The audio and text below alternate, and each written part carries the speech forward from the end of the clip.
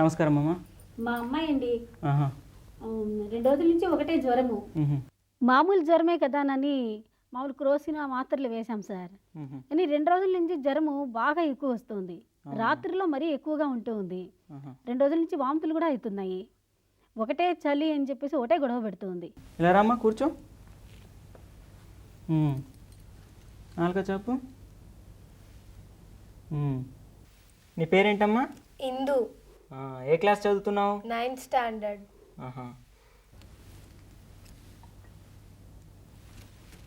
నాలుక చాపు.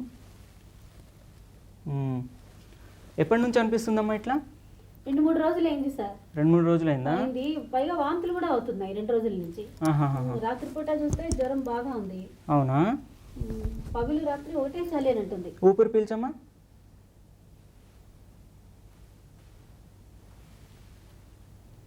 ఇప్పుడు కూడా కొద్దిగా ఉందమ్మా జ్వరము.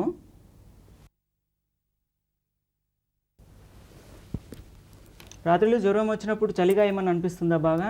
అవును డాక్టర్ గారు, బాగా చలిగా ఉంటుంది, తల నొప్పిగా కూడా ఉంటుంది. జ్వరం తగ్గితే చాలు చెమటలు పడుతున్నాయి. మా ఈ లక్షణాలన్నీ చూస్తే మలేరియా జ్వరం ఏమో అనిపిస్తుంది. నేను మందులు రాస్తాను, ఇవి వాడండి. తిన్న తర్వాత మందులు వాడండి. ఎందు భయపడకు, సరేనా? తగ్గిపోతుందిలే. అలాగే డాక్టర్. సరే, వెళ్ళరా. నమస్కారం. చూశారుగా ఈ సంఘటన.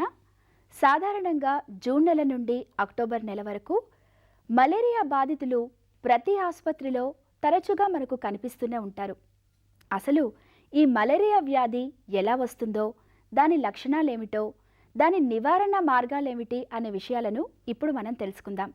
కానీ ఈ విషయాలన్నీ తెలుసుకోబోయే ముందు మీకు ముఖ్యమైన విషయం చెప్పాలి. అతి చిన్న ఏకకణ జీవులైన ప్రోటోజోవన్లు ఉన్నత శ్రేణి ప్రాణులైన మానవుల్లో కలిగించే రోగాల గురించి తెలుసుకుంటే ఆశ్చర్యం వేస్తుంది. ఉదాహరణకి ఎంటమీబా వల్ల అమీబియోసిస్ డయోరియా, ప్లాస్మోడియం వలన మలేరియా, ట్రెపనోసోమా వల్ల అతినిద్ర వ్యాధి లాంటి వ్యాధులు వస్తాయి. వీటిలో మన దేశంలో సాధారణంగా వచ్చే వ్యాధులు మలేరియా, అమీబియోసిస్. ఇప్పుడు మనం మలేరియా వ్యాధి గురించి, దాన్ని కలిగించే మలేరియా పరాన్నజీవి గురించి వివరంగా తెలుసుకుందాం. ఈ మలేరియా వ్యాధి ప్లాస్మోడియం అనే ప్రోటోజోవా వర్గానికి చెందిన ఏకకణ జీవి వలన వస్తుంది. అయితే ఏ ఏకకణ జీవులైనా వ్యాధిని వ్యాప్తి చేయాలంటే వాటికి వాహకాలు ఉండాల్సిందే. అందుకని ప్లాస్మోడియం పరాన్నజీవికి కూడా ఆడ ఎనాఫిలస్ దోమ వాహకంగా పనిచేస్తుంది. ఈ దోమని మనం చాలా తేలిగ్గా గుర్తించవచ్చు కూడా. ఎలాగంటే దాని రెక్కలపైన నల్లటి తెల్లటి మచ్చలుంటాయి. అది దేని మీదైనా వాలినప్పుడు ఉదరాన్ని పైకెత్తి కోణం చేస్తూ నిలబడుతుంది. దాని పాల్ప్స్ దాని తొండమంత పొడవు ఉంటాయి. సరే, మలేరియాకు ఆ పేరు ఎలా వచ్చిందో తెలుసుకుందాం. 1827లో మాక్ లోచ్ అనే బ్రిటిష్ వైద్యుడు మలేరియాకు ఆ పేరును ప్రతిపాదించారు. ఇటలీ దేశంలో మలేరియా అంటే చెడ్డగాలి అని అర్థం. అయితే 1880లో చార్లెస్ లావరిన్ అనే ఫ్రెంచ్ వైద్యుడు ప్లాస్మోడియం వలన మలేరియా వస్తుంది అని కనుక్కునేంత వరకు మలేరియా అంటే చెడ్డగాలి అని అర్థం అని నమ్మేవారు. ఆ తరువాత మలేరియా పరాన్నజీవి ఒక మనిషి నుండి వేరొక మనిషికి దోమల ద్వారా వ్యాప్తి చెందుతుందనే సత్యాన్ని 1897వ సంవత్సరం ఆగస్టు 20వ తేదీన సర్ రొనాల్డ్ రాస్ అనే బ్రిటిష్ వైద్యుడు మన రాష్ట్రంలోని సికింద్రాబాద్లో పరిశోధన చేసి కనుగొన్నారు. అందుకుగాను ఆయనకి 1902వ సంవత్సరంలో నోబెల్ పురస్కారం కూడా లభించింది. అయితే దోమ మనిషిని కుట్టగానే అతనికి మలేరియా వ్యాధి వస్తుందా అంటే రాదు. ఎందుకంటే దోమ మనిషిని కుట్టగానే 10 నుంచి 14 రోజుల తర్వాతనే మలేరియా వ్యాధి లక్షణాలు కనబడతాయి. ఈ మధ్యకాలాన్ని పొదిగే కాలం అంటాం.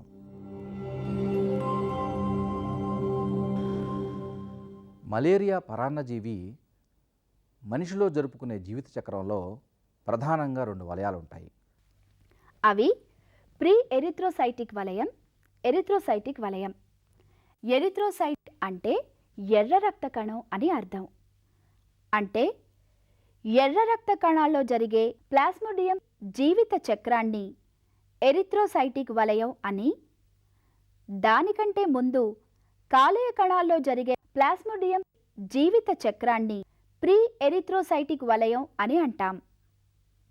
మరి ఈ వలయాల గురించి స్థూలంగా చెప్పుకుంటే, ప్రీ ఎరిథ్రోసైటిక్ వలయంలో స్పోరోజాయిట్, క్రిప్టోషైజాయిట్, క్రిప్టోమిరోజాయిట్ అనే 3 దశలుంటాయి. ఆ తర్వాతనే ఎరిథ్రోసైటిక్ వలయం ఉంటుంది. దీనిలో క్రిప్టోమిరోజాయిట్, క్రిప్టోషైజాయిట్, మిరోజాయిట్, గ్యామిటోసైట్ అనే దశలుంటాయి. ప్లాస్మోడియంను కలిగిన ఆడ ఎనాఫిలస్ దోమ మనిషిని కుట్టగానే స్పోరోజోయిట్ దశలోని ప్లాస్మోడియం మనిషి రక్తంలోకి చేరుతుంది. అక్కడ సుమారుగా 30 నిమిషాలు ఉంటుంది. తరువాత కాలేయ కణాల్లోకి చేరుతుంది. ఈ స్పోరోజోయిట్లు కాలేయ కణ పదార్థాలన్నింటినీ తినేసి ఆ కాలేయ కణాల్ని మొత్తంగా ఆక్రమించుకుంటాయి. ఈ దశనే క్రిప్టోషైజాయిట్ దశ అంటాం. ఈ క్రిప్టోషైజాయిట్ల నుండి ఎక్కువ సంఖ్యలో క్రిప్టోమిరోజాయిట్లు ఉత్పత్తి అవుతాయి. అలా వాటి సంఖ్యను బాగా పెంచుకుంటాయి. దానివల్ల అప్పుడు కాలేయ కణాలు పగిలి క్రిప్టోమిరోజాయిట్లు రక్తంలోకి విడుదలవుతాయి.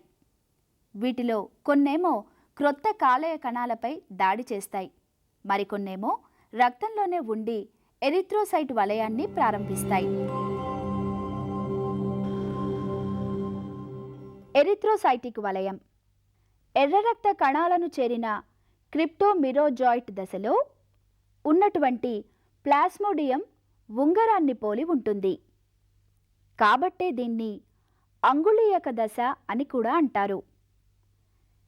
క్రిప్టోమిరోజాయిట్లు ఎర్ర రక్త కణాల్లో మిరోజాయిట్లులా మారతాయి. ఇవి ఎర్ర రక్త కణాల్లో బాగా వృద్ధి చెందడం వలన ఎర్ర రక్త కణత్వచం పగులుతుంది. అప్పుడు మిరోజాయిట్లతో పాటు పసుపు కపిల వర్ణం కలిగిన హిమోజాయిన్ అనే విష పదార్థం కూడా రక్తంలోకి విడుదలవుతుంది. అసలు హీమోజోయిన్ పదార్థం వల్లనే ఈ మలేరియా వ్యాధి వస్తుంది. ఇది ప్లాస్మోడియం తన జీవిత చక్రాన్ని మనిషిలో జరుపుతున్నప్పుడే విడుదలవుతుంది. కాబట్టి మలేరియా మనిషికే వస్తుంది కానీ దోమలకు రాదు. ఇప్పుడు రక్తంలోకి చేరిన మిరోజాయిట్లు అభివృద్ధి చెందాలంటే మనిషి శరీరం అందుకు అంత అనుకూలంగా ఉండదు. కాబట్టి అవి దోమలోకి చేరితే గాని అవి వాటి తర్వాతి దశలను పూర్తి చేసుకోగలుగుతుందన్నమాట. అలా కాక అవి మనిషి శరీరంలోనే ఉండిపోతే అవి తమ తర్వాతి దశల్ని జరుపుకోలేవు. అంతేకాకుండా మనిషికి ఎంతో హానిని కూడా చేస్తాయి. ఎంతగానంటే ఒక్కొక్కప్పుడు మరణానికి కూడా అవే కారణమవుతాయి.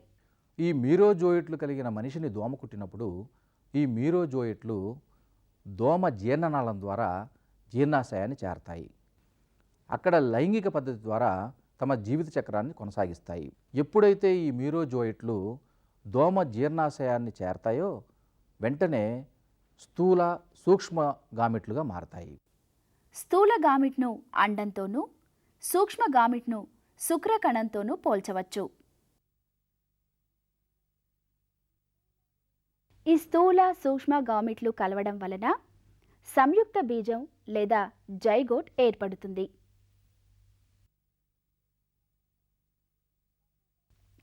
తర్వాత ఈ జైగోట్ సన్నగా పొడవుగా క్రిమి రూపంలో ఉండే ఊకైనెట్గా మారుతుంది.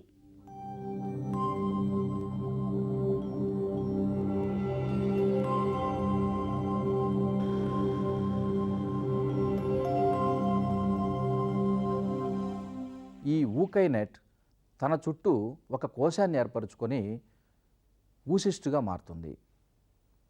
దోమ జీర్ణాశయ గోడలపై ఈ ఊసిస్టులు 50 నుంచి 500 వరకు ఏర్పడతాయి. తర్వాత ఈ ఊసిస్టులు పగిలి వాటి నుండి దాదాపుగా 2 లక్షల వరకు స్పోరోజాయిట్లు విడుదలవుతాయి. ఇవి దోమ లాలాజల గ్రంథుల్లోకి చేరతాయి.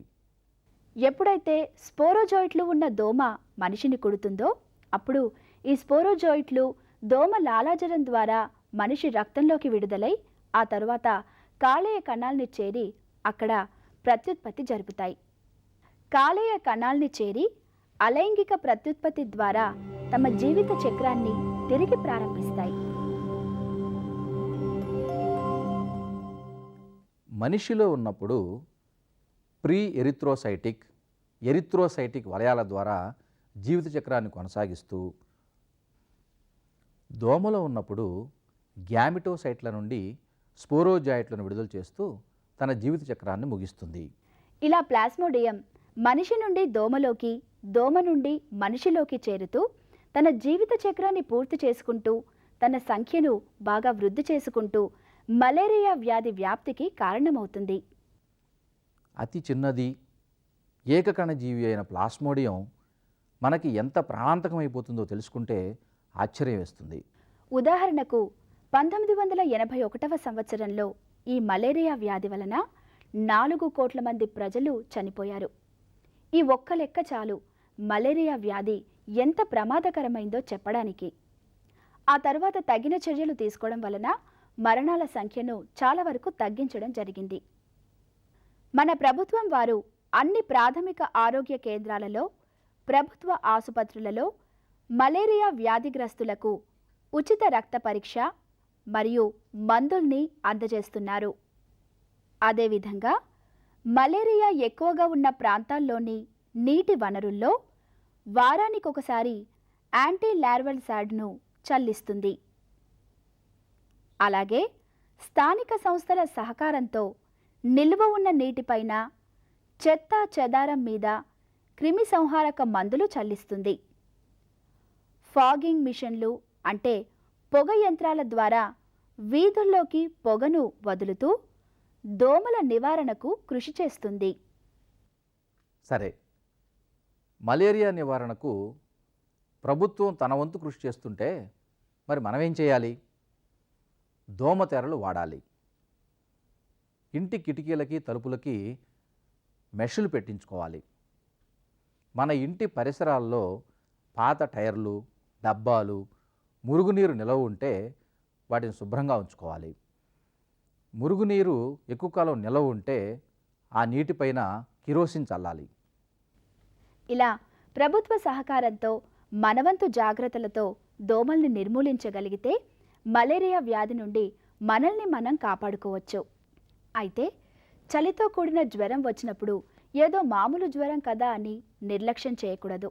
వెంటనే వైద్యుడిని సంప్రదించి తగిన మందులు వాడాలి. లేకపోతే ఈ జ్వర ప్రభావం వలన ఒక్కోసారి ప్రాణహాని కూడా జరిగే ప్రమాదం ఉంది. ఇప్పుడు మలేరియా జ్వరానికి రోగ తీవ్రతను బట్టి క్లోరోక్వినోన్తో పాటు దాని కాంబినేషన్లో ఎన్నో రకాల మందులు అందుబాటులో ఉన్నాయి. ఇప్పుడు ముఖ్యాంశాలు. మలేరియా వ్యాధి